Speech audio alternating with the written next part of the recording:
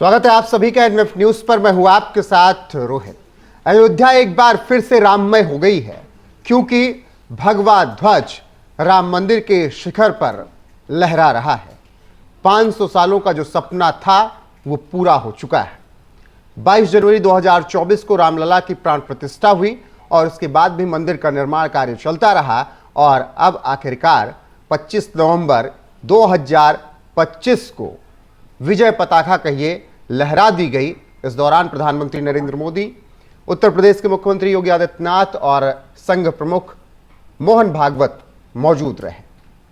यह विजय पताका बताती है कि कार सेवकों का जो बलिदान था उसका आज पूरी तरीके से परिणाम मिल गया है। मेरे साथ इस वक्त स्पिरिचुअल इन्फ्लुएंसर अरिदमन जुड़े हैं। अरिदमन, आज की तस्वीरें देखकर क्या कुछ महसूस हो रहा है? ये एक ऐसा अवसर है जिसपे कहते हैं ना कि शब्द कम पड़ जाते हैं। और मुझे लगता है हर सनातनी हिंदू को, जो हिंदू धर्म के अनुयायी है, जो भारत की संस्कृति से भी प्रेम करते हैं, हर ऐसे व्यक्ति को आज अत्यंत हर्ष की अनुभूति हो रही है। और जैसे जैसे वो धर्म ध्वजा ऊपर उठ रही थी, वैसे वैसे हमारे हृदयों के अंदर भी जो भारतीय चेतना है उसका भी उत्थान हो रहा था। तो ये एक ऐसा अवसर है जिसके ऊपर मुझे लगता है अंदर से हर्ष और आंखों में आंसू, ये दो चीजें हर एक उस व्यक्ति के को अनुभव हुई जो हिंदू धर्म का अनुयायी है, भारतीय संस्कृति से प्रेम करता है।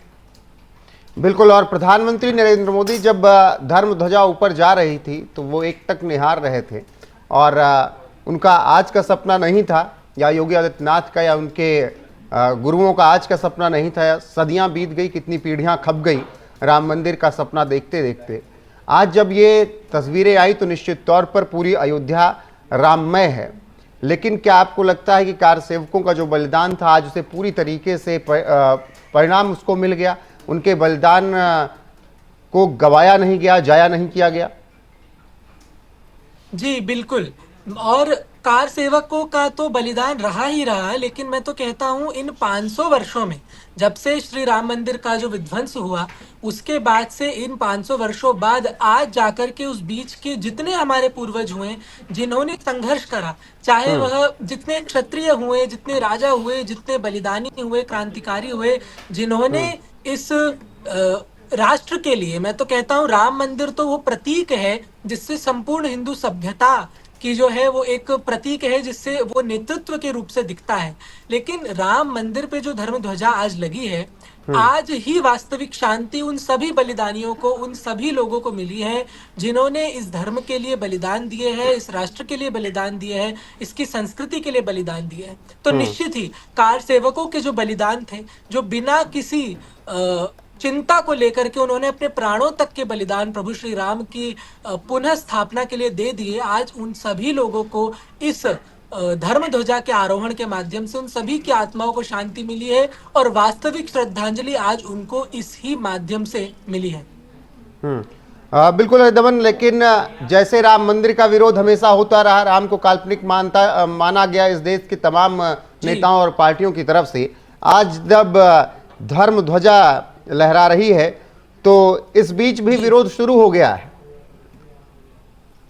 जी देखिए, विरोध का तो काम है इस देश के अंदर। मैं तो कहता हूं हमारे सेना प्रमुखों ने भी ये बात पहले कही है, हमारे देश के बहुत बुद्धिजीवियों ने ये बात कही है कि इस देश को बाहरी शत्रुओं से उतना खतरा नहीं है, बाहरी शत्रुओं से उतनी समस्या नहीं है जितनी आंतरिक शत्रुओं से है।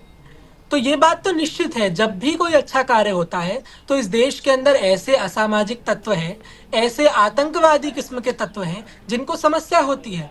दिल्ली के अंदर उल जलूल आतंकवादियों के, नक्सलियों के नारे लगाना अच्छा है, लेकिन इस धर्म से, इस राष्ट्र की जो संस्कृति है, जिस संस्कृति से ये राष्ट्र इतने वर्षों से गतिशील होता हुआ आया है, उस मूल संस्कृति का अगर कोई बात कर दे, उस मूल संस्कृति के उत्थान का कोई कार्य कर दे, तो इस देश के अंदर ऐसे असंख्यों देशद्रोही तत्व है जिनको पहले ही परेशानी होनी प्रारंभ हो जाती है। और ये तो ऐसी बात है, मैं तो कहता हूं कि ये तो पहले का इतिहास रहा है कि जब जब धर्म की ध्वजा ऊपर उठती है तब तब जितने असुर है, राक्षस है, उन सबको पीड़ा होती ही है। तो ये कोई नई बात नहीं है। जब जब धर्म की ध्वजा उठेगी, जब जब राष्ट्र के हित की ध्वजा उठेगी, जब जब सत्य की ध्वजा उठेगी, तब तब इन सभी लोगों को परेशानी होगी। और मैं तो कहता हूं कि ऐसे परेशानी होनी चाहिए, इनको और परेशानी होनी चाहिए। अभी तो अयोध्या है, आगे मथुरा भी है, काशी भी है, और परेशानी। बिल्कुल। और इस बीच जो तस्वीरें आई हैं, उन तस्वीरों को आप देखिए, अयोध्या से भव्य और दिव्य तरीके से दिख रही है। लोग किस तरीके से उन तस्वीरों को निहार रहे थे। प्रधानमंत्री नरेंद्र मोदी एकटक उन तस्वीरों को देख रहे थे। जी बिल्कुल बिल्कुल। आप देखिए, इन्हीं की पार्टी के वो लोग थे जो खुले संसद में कहते थे कि हमें हिंदुओं से कोई मतलब नहीं है। आज यही लोग हैं जो चंदन लगाए घूम रहे हैं, कोट पे जनेऊ डाले घूम रहे हैं, और अपना, और भी है जो अपना संबंध पता नहीं कौन कौन से ब्राह्मण अपने आप को बताने लगे हैं। तो ये तो निश्चित है, ये बात तो वीर सावरकर ने भी कही थी कि ऐसा भी समय आएगा जब कोट के ऊपर ये लोग जनेऊ पहनने लग जाएंगे। तो निश्चित ही ये बात इनको भी पता है कि बिना ये सब करे इनको हिंदू समाज जो है वो जानता है कि उनके हित की क्या बात है और अहित की क्या बात है।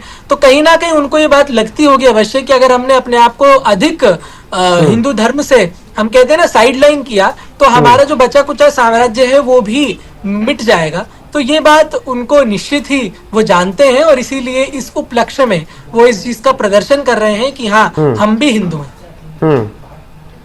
बिल्कुल दमन। और जिस तरीके से अब एक बदली हुई तस्वीरें दिख रही हैं, अयोध्या पूरी राममय है, और अयोध्या की जो तस्वीरें आ रही हैं वो अपने आप में ही बताने के लिए काफी हैं कि जो एक लंबा संघर्ष 500 सालों का रहा है, उस संघर्ष को अब पूरी तरीके से फलीभूत कर लिया गया है। प्रधानमंत्री नरेंद्र मोदी, उत्तर प्रदेश के मुख्यमंत्री योगी आदित्यनाथ, साथ ही संघ प्रमुख मोहन भागवत इस कार्यक्रम में मौजूद रहे। मंत्रोच्चार के साथ कार्यक्रम की तस्वीरें जो आई वो भाव विभोर कर देने वाली रही। 22 जनवरी 2024 के बाद अयोध्या में जो दृश्य दिखा है वो दृश्य बता रहा है कि भारत अब नई सुबह देख रहा है, और उस नई सुबह में सबसे आगे अगर कोई खड़ा होगा तो वो अयोध्या ही होगी। आपका बहुत बहुत शुक्रिया जुड़ने के लिए हमारे साथ।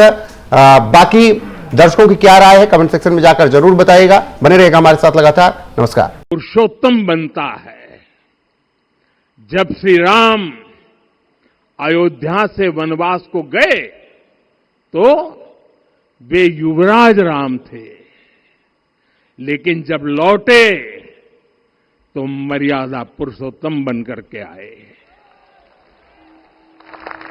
और उनके मर्यादा पुरुषोत्तम बनने में महर्षि वशिष्ठ का ज्ञान, महर्षि विश्वामित्र की दीक्षा, महर्षि अगस्त्य का मार्गदर्शन, निषाद राज की मित्रता, मां शबरी की ममता, भक्त हनुमान का समर्पण, इन सब की अनगिनत ऐसे लोगों की महत्वपूर्ण भूमिका रही है। साथियों, विकसित भारत बनाने के लिए भी समाज की इसी सामूहिक शक्ति की आवश्यकता है। मुझे बहुत खुशी है कि राम मंदिर का दिव्य प्रांगण भारत के सामूहिक सामर्थ्य की भी चेतना स्थली बन रहा है। यहां सप्त मंदिर बने हैं, यहां माता शबरी का मंदिर बना है, जो जनजातीय समाज के प्रेम भाव और आतिथ्य परंपरा की प्रतिमूर्ति है। यहां निषादराज का मंदिर बना है, ये उस मित्रता का साक्षी है जो साधन नहीं, साध्य को, उसकी भावना को पूजती है। यहां एक ही स्थान पर माता अहिल्या है, महर्षि वाल्मीकि है, महर्षि वशिष्ठ है, महर्षि विश्वामित्र है, महर्षि अगस्त्य है, और संत तुलसीदास है। रामलला के साथ साथ इन सभी ऋषियों के दर्शन भी यहीं पर होते हैं। यहां जटायु जी और गिलहरी की मूर्तियां भी है। जो बड़े संकल्पों की सिद्धि के लिए हर छोटे से छोटे प्रयास के महत्व को दिखाती है। मैं आज हर देशवासी से कहूंगा कि वो जब भी राम मंदिर आए तो सप्त मंदिर के दर्शन भी अवश्य करें। ये मंदिर हमारी आस्था के साथ साथ मित्रता, कर्तव्य और सामाजिक सद्भाव के मूल्यों को भी शक्ति देते हैं। साथियों, हम सब जानते हैं हमारे राम